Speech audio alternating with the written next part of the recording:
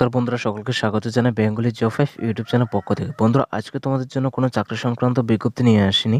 আজকে তোমাদের জন্য একটি নিউ আপডেট দিতে আসছি। যারা স্টেট কোঅপারেটিভ ব্যাংকে 2023 সালে আবেদন করেছিলে, যে পোস্টগুলি ছিল, 3টি পোস্ট ছিল, প্রায় 156টির মতো ভ্যাকেন্সি ছিল।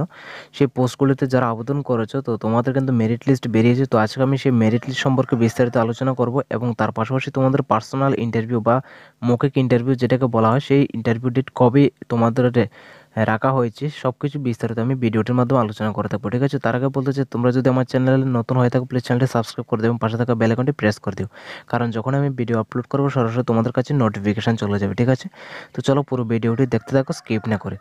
আর সবার প্রথমে আমি আগে পুরান নোটিফিকেশানটি আলোচনা করব তোমাদের সাথে।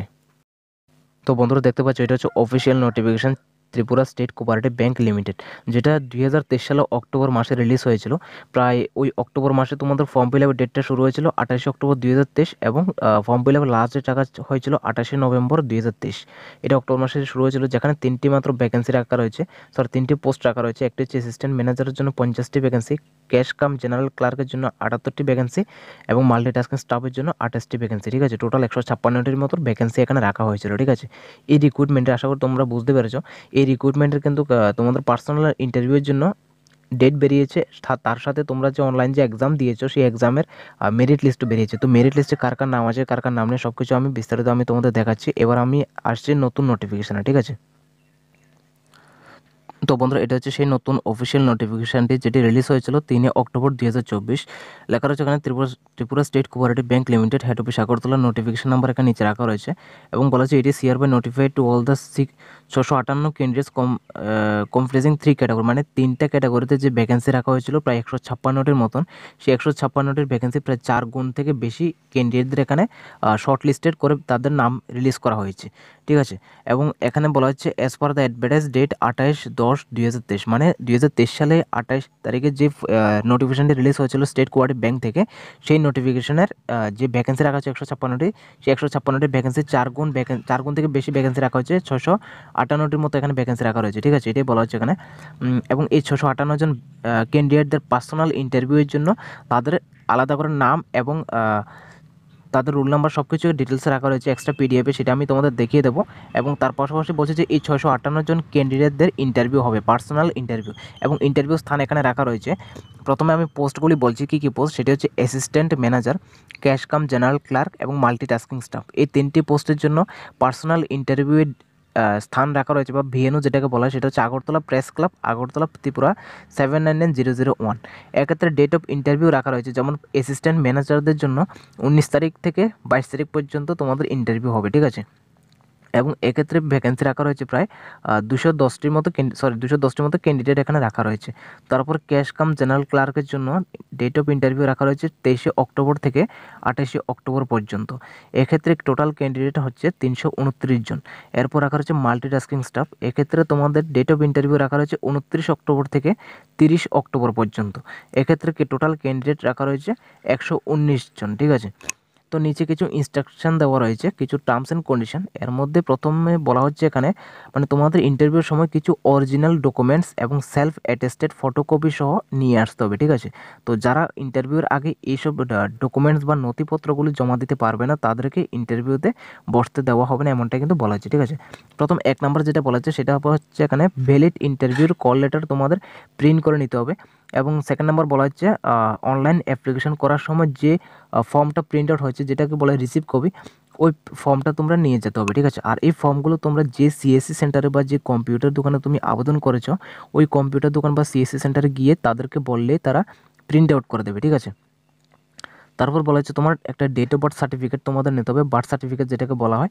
অ্যান্ড 4 নম্বর বলা হচ্ছে ফটো আইডেন্টিটি প্রুফ নিতে হবে, মানে ফটো রয়েছে, এমন একটা আইডেন্টিটি প্রুফ রয়েছে। এবার সেই আইডেন্টিটি প্রুফগুলির মধ্যে যেমন হতে পারে তোমার pan card, passport, permanent driving licence, voter card and bank passbook photograph. And মানে ব্যাঙ্ক পাসবুকের মধ্যে ফটোগ্রাফ থাকতে হবে, তাহলে সেটা নিতে পারবো। উইদাউট ফটো ছাড়া ব্যাঙ্ক পাসবুকের ফটো নিয়ে নিলে কিছু হবে না। ঠিক আছে, তারপর হচ্ছে ফটোগ্রাফ বা ফটো আইডেন্টিটি প্রুফ ইস্যুড বা গ্যাজেটেড অফিসার, মানে গ্যাজেটেড অফিসারের দ্বারা ফটো আইডেন্টিটি প্রুফ রয়েছে এমন, এগুলো নিয়ে যেতে হবে। ঠিক আছে, লাস্ট বলা হচ্ছে এখানে যে ration card and learner driving licence. যদি কেউ নিতে চাও যে রেশন কার্ড বা লার্নার ড্রাইভিং লাইসেন্স, তাহলে তাদের কিন্তু ভ্যালিড দেওয়া হবে না, মানে রেশন কার্ড এবং লার্নার ড্রাইভিং লাইসেন্স এখানে কোনো রকমের কনসিডার করা হবে না। ঠিক আছে, আধার কার্ড নিতে পারো তোমরা, এমপ্লয়ি আইডি যদি থাকে তাকে এমপ্লয়ি আইডি নিতে পারো, অথবা রিকগনাইজড কলেজ থেকে আইডেন্টিটি কার্ড যদি থাকে ওই আইডেন্টিটি কার্ড তোমরা নিতে পারো, ঠিক আছে।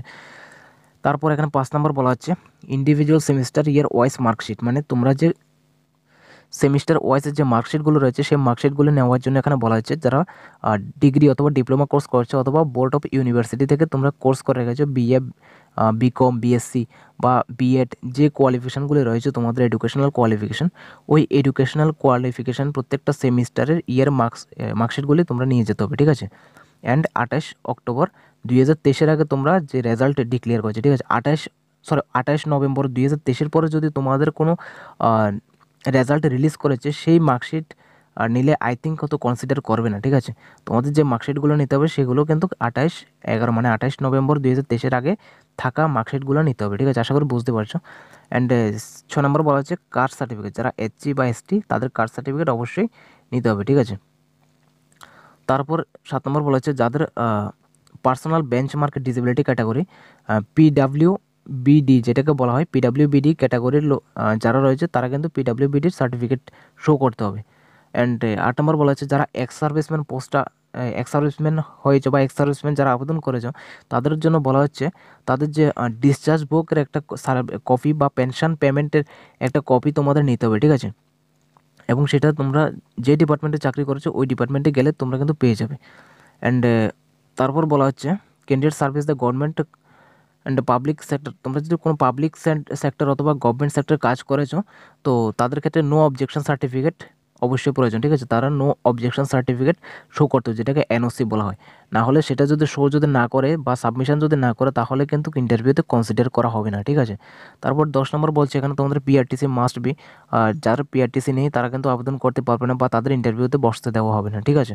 অ্যান্ড নেক্সট রাখা রয়েছে যারা এই সমস্ত ডকুমেন্টসগুলি জমা করবে না তাদেরকে ইন্টারভিউ স্থানে বসতে দেওয়া হবে না, ঠিক আছে, এটাই বলা হচ্ছে। তো এবার আমরা দেখে নেব নামের বিস্তারিত, মানে কাদের কাদের নাম এসছে এবং কোন কোন পোস্টে কতজন, সব কিছু আমি তো আগে বলে দিয়েছি। এবার আমরা পিডিএফগুলো দেখে নেব।